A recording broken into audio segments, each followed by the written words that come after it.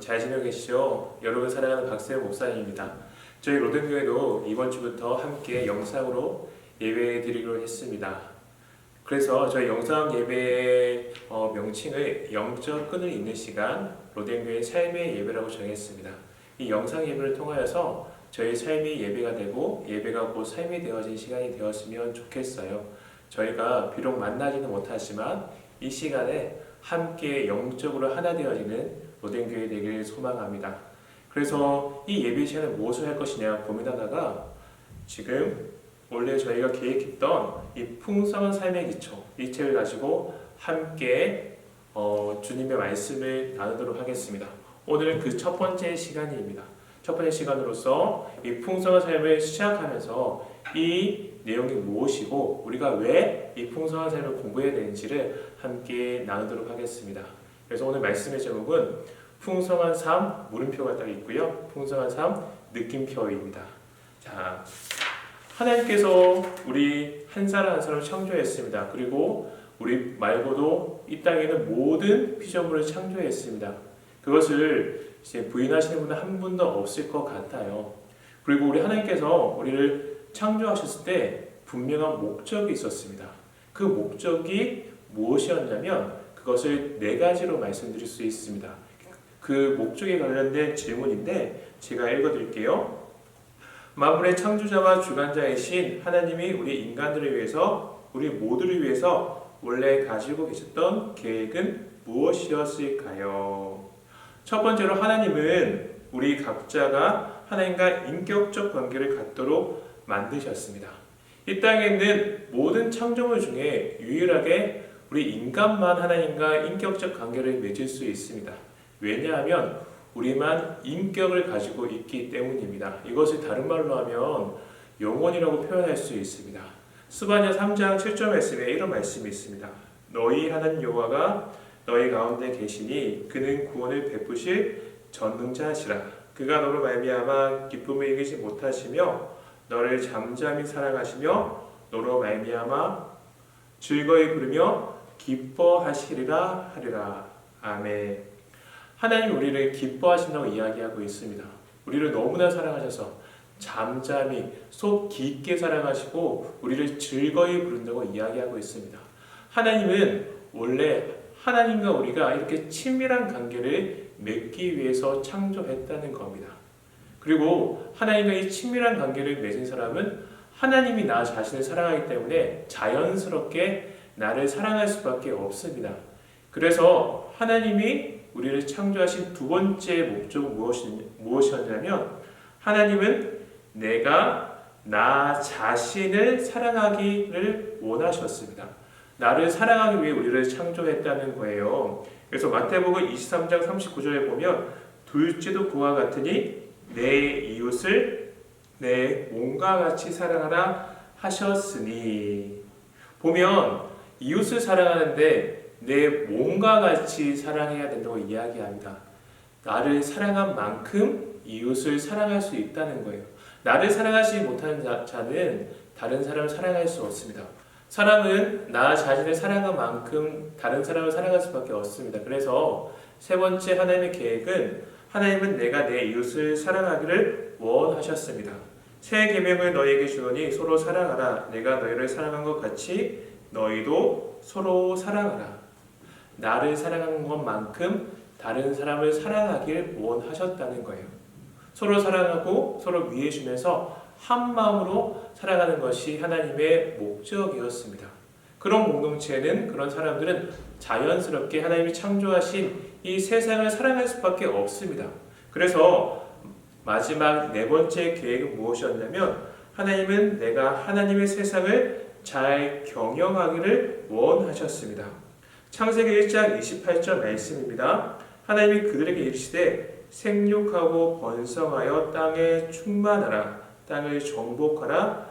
바다의 물고기와 하늘의 새와 땅에 움직이는 모든 생물을 다스리라 하시니라.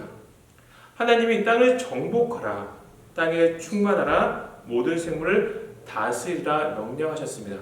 이 구절에 대해서 많은 분들이 정복에 대한 어감이 마치 착취하고 억압하는 느낌을 가집니다.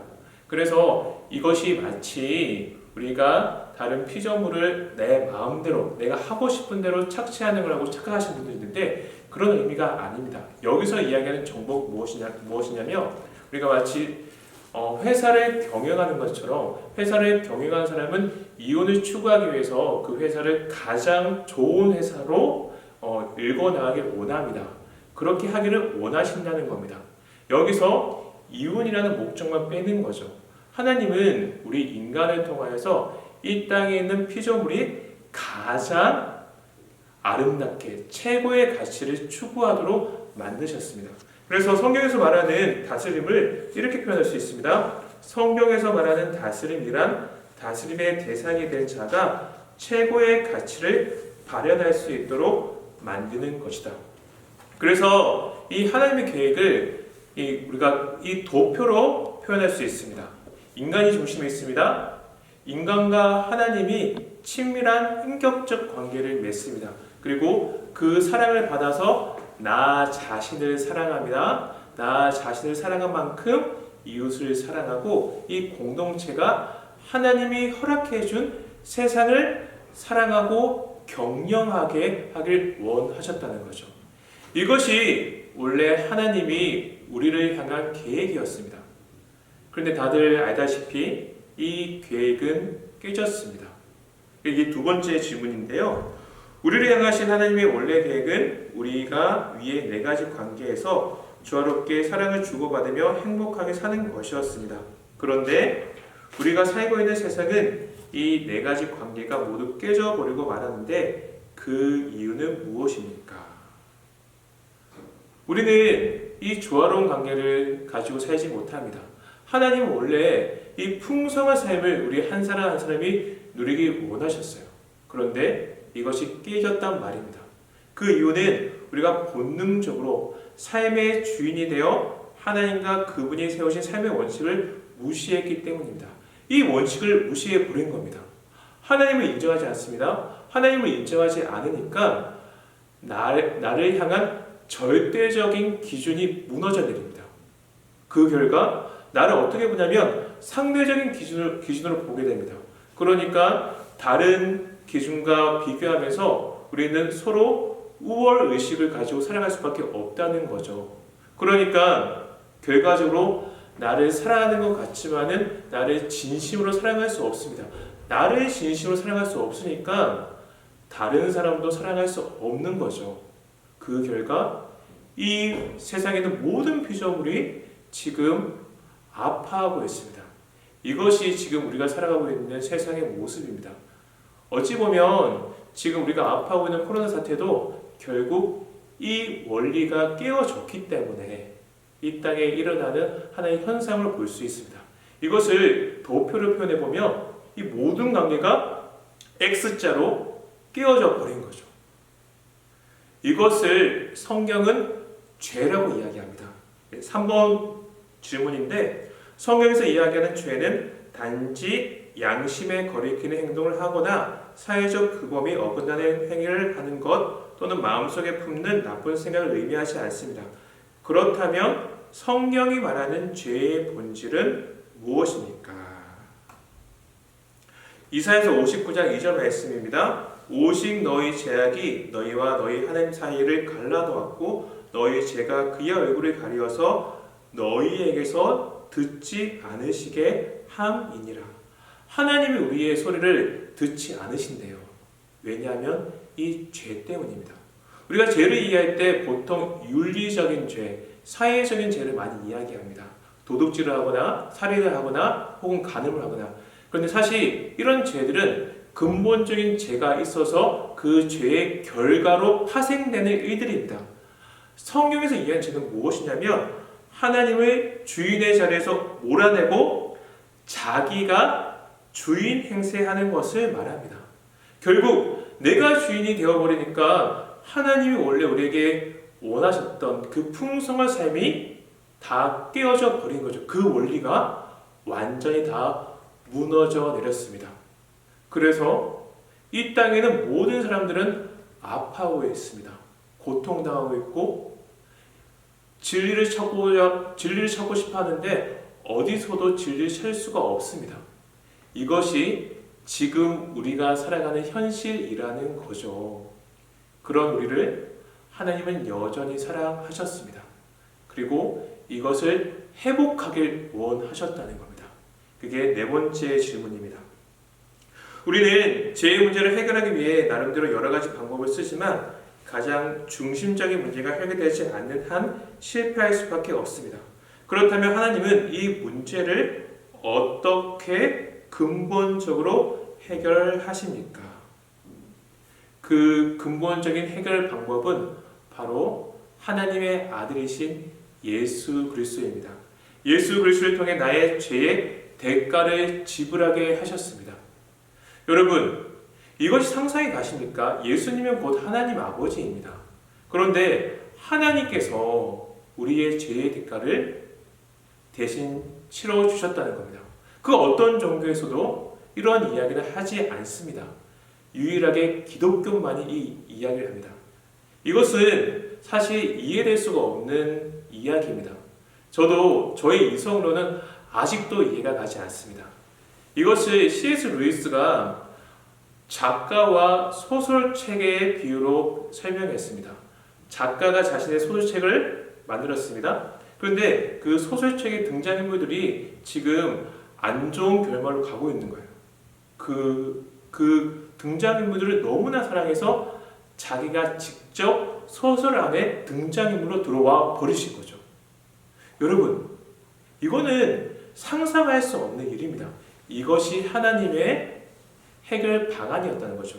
그래서 성경은 하나님이 자신의 하나밖에 없는 아들을 희생시키면서 하나님이 우리를 얼마나 사랑하시는지 보여주시고 그로 말미암아 우리로 하여금 의미 있는 삶을 살게 하셨다고 말합니다. 우리가 아직 죄인 되었을 때 그리스도 예수께서 우리를 위하여 죽으심으로 하나님께서 우리에게 대한 자기의 사랑을 확증하셨느니라. 여러분, 우리 한 사람 한 사람을 위해서 하나님이 자신의 아들, 가장 사랑하는 아들을 대신 죽게 했습니다. 다들 사랑하는 자녀가 있습니다. 여러분, 지금 그 자녀의 얼굴을 한번 바라보십시오. 눈에 넣어도 아프지 않은 그 사랑하는 아이가 있는데, 내가 나에게 죄 지은 자를 위해서, 나에게 원수같이 행한 자들을 위해서 그 아이를 대신 죽게 했다는 겁니다. 여러분, 가능하시겠습니까? 저는 절대로 저는 그 일을 도저히 감당할 수 없습니다. 제 사랑하는 유은이가 있는데 저의 원수 같은 사람을 위해서 유은이를 대신 죽였다는 거예요. 이것이 하나님의 해결 방법이었습니다. 그래서 하나님의 해결 방법 결과 도표가 이렇게 됩니다.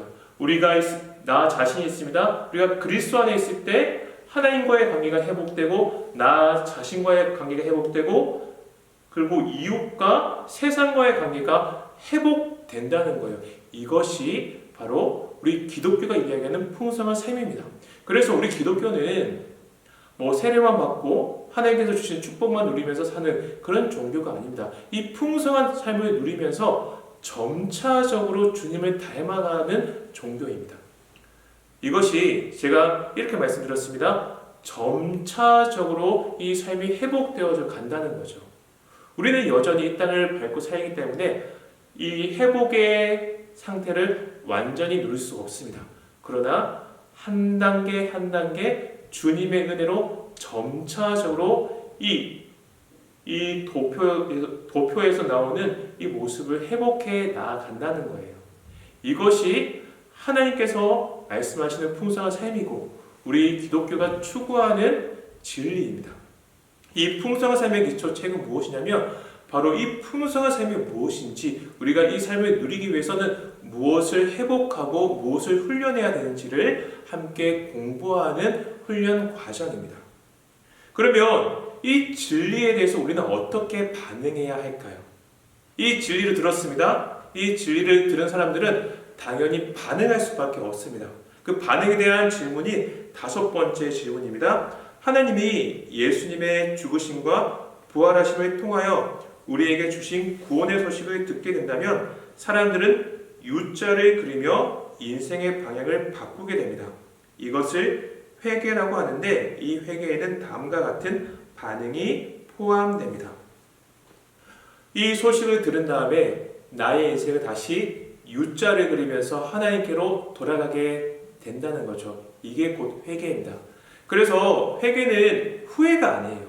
눈물 흘리면서 감정적인 어떤 후회와 통회하면서 그런 나의 감정을 쏟아내는 것이 회개가 아닙니다. 이것은 진정한 회개를 경험할 때 자연스럽게 얻게 되는 반응이에요.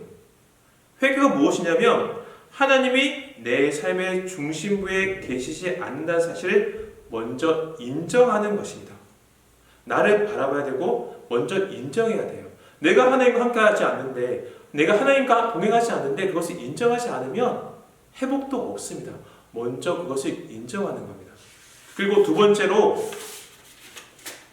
예수님이 내 죄의 대가로 십자가에 죽으시고 부활하셔서 오늘도 살아계시고 나에게 구원을 선물로 주시는 사실을 믿어야 합니다.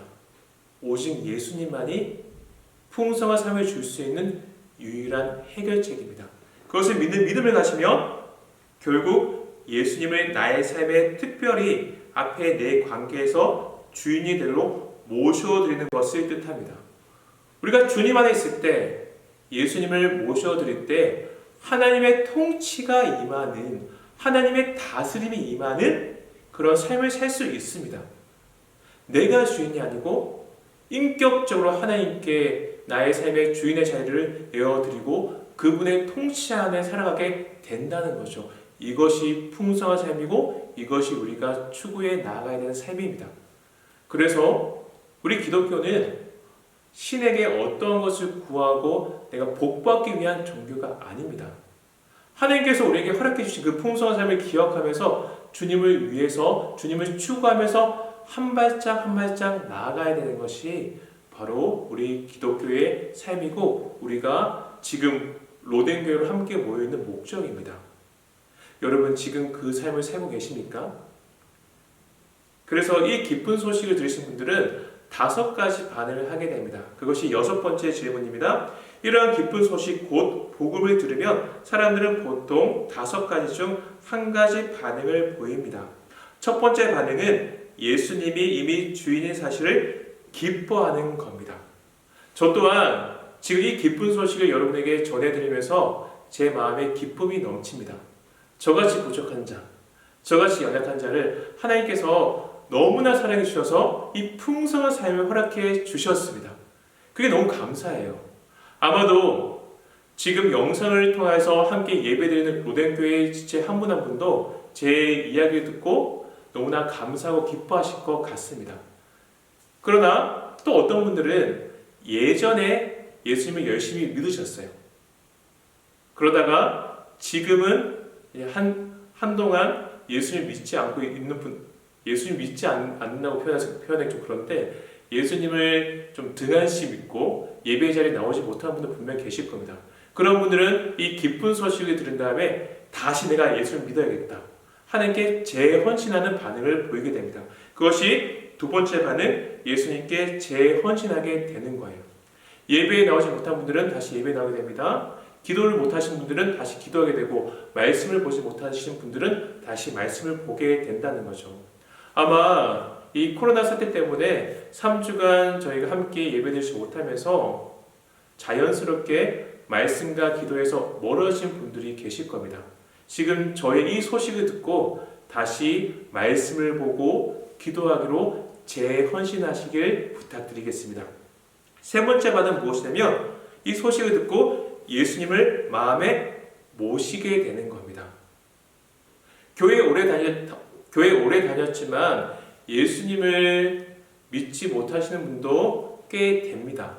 교회에 오래 다닌다고 해서 그것이 그분의 신앙을 보장해 주는 것은 아닙니다.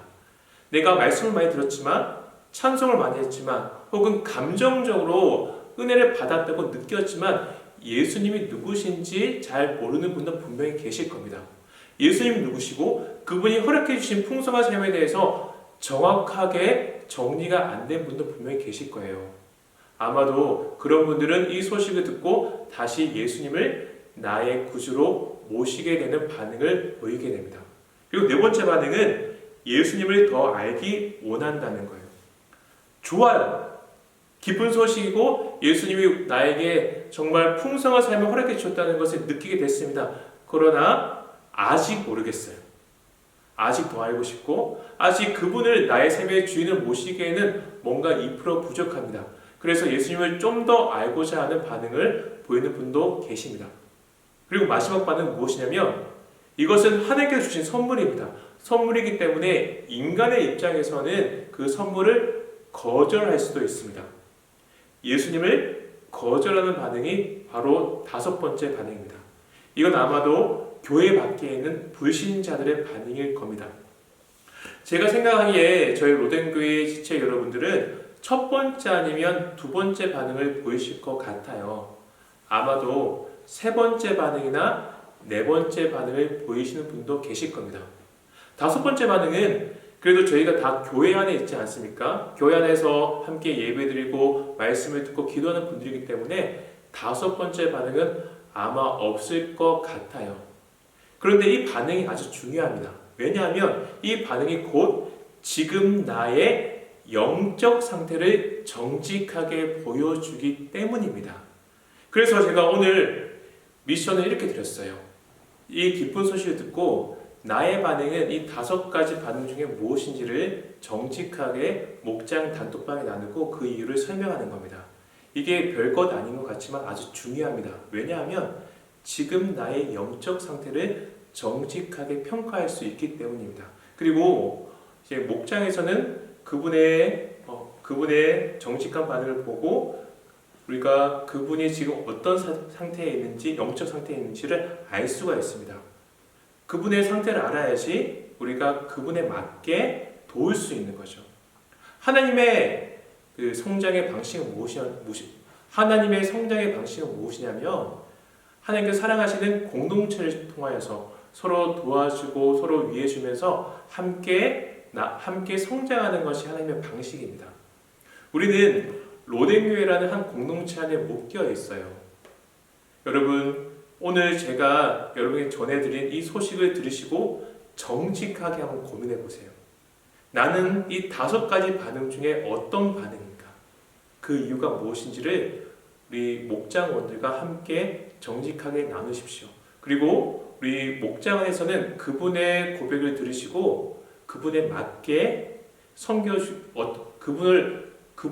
그분에게 맞게 섬겨줄 방안들을 한번 고민해 보시길 부탁드리겠습니다. 그래서 2번째 미션을 무엇으로 드렸냐면 목장별 릴레이 신방을 하는 겁니다. 원래 저희 이몽 리더와 함께 의논할 때는 목장별 릴레이 전화 신방을 하려고 했습니다. 그런데 이 전화가 조금 불편하신 분들이 있습니다. 아직 관계가 좀 서먹해서 전화가 좀 불편하신 분들이 있을 것 같아서 이 릴레이 신방을 전화로 하시면은 톡으로도 할 수가 있습니다. 근데 권장해 드리는 것은 전화입니다. 우리 목장원들의 이 반응을 보시고 그분을 어떻게 도울지를 함께 고민해 보십시오. 그리고 릴레이 신방을 할 때 그분과 영적인 대화를 나누시고 그분을 위해 좀 기도해 주시는 시간을 가졌으면 좋겠습니다. 이 릴레이 신방이 무엇인지 좀 궁금하신 분들이 계실 건데 이런 식입니다. 제가 목장에 있는 한 지체에게 전화를 신방을 합니다. 그분의 반응을 보고 그분이 아직 재원신이 필요하신 분이다. 그러면 이야기하면서 그분이 재원신을 할 수 있도록 도와드리는 거죠. 함께 기도해 드리고 함께 삶을 나누면서 내가 그분에게 신방을 하는 겁니다. 그러면 그분은 또 다른 목장원에게 똑같이 동일하게 전화나 카톡으로 신방을 하는 거죠.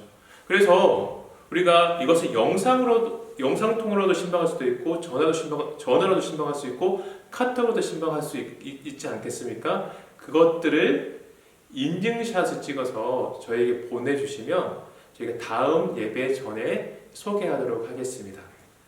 우리가 영적 끈에 있는 시간, 로덴교회 삶의 예배 시간에 이 풍성한 삶의 기초를 함께 나누면서 다시금 저희 안에 풍성한 삶이 회복되었으면 좋겠습니다. 비록 지금 이 시간에 우리가 함께 만나지는 못하지만은 더욱더 저희가 영적으로 하나 되어지는 기회로 삼았으면 좋겠습니다. 여러분들 너무 사랑하고 보고 싶습니다. 지금까지 너무 수고 많으셨습니다. 제가 기도하면서 이 시간 마치겠습니다. 기도하겠습니다. 거룩하시고 사랑이 많으신 하나님 아버지, 예수님 믿는 믿음으로 우리 한 사람 한 사람에게 풍성한 삶을 허락해 주셨음을 진심으로 감사드립니다. 그 풍성한 삶이 무엇인지 배우는 시간을 시작하기 전에 하나님이 우리에게 풍성한 삶을 주신 것이 무엇이고 그 삶이 왜 깨어졌는지, 그 풍성한 삶을 회복시켜 주신 하나님의 유일한 방법이 무엇이었는지를 함께 나누었습니다. 그리고 우리가 어떻게 반응해야 되는지를 함께 나눴습니다. 이 소식을 통하여서 먼저 나의 모습을 점검하게 하여 주시옵시고, 거기서부터 우리 로덴교회가 한 마음으로 서로 도와주고 위해 주면서 점차적으로 주님의 풍성한 삶에 나아가는 은혜를 허락하여 주시옵소서. 우리 사랑하는 지체들, 이제 한 주간 삶을 시작합니다.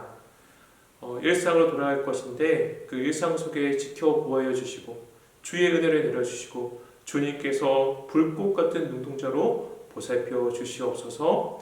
거룩하시고 사랑이 많으신 예수님의 이름으로 기도드립니다. 아멘.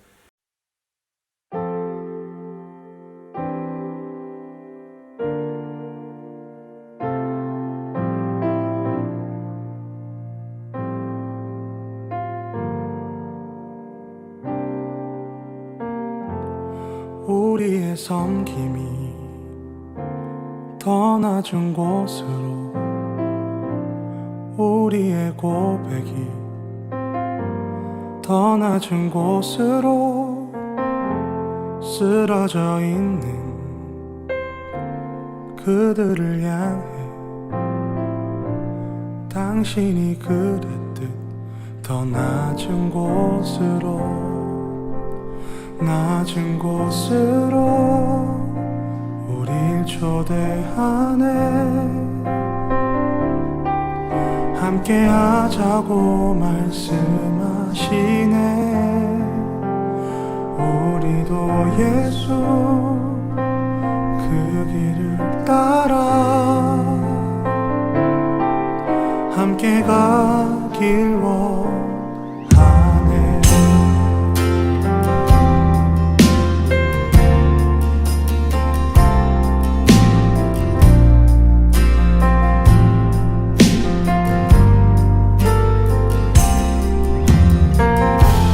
우리의 섬김이 더 낮은 곳으로, 우리의 고백이 더 낮은 곳으로 쓰러져 있는 그들을 향해 당신이 그랬듯 더 낮은 곳으로, 낮은 곳으로 우릴 초대하네. 함께 하자고 말씀하시네. 우리도 예수 그 길을 따라 함께 가길 원하네. 주님이 우리와 함께 하시네. 십자가 피 흘린 예수의 손으로 모든 아픔을 위로하시네.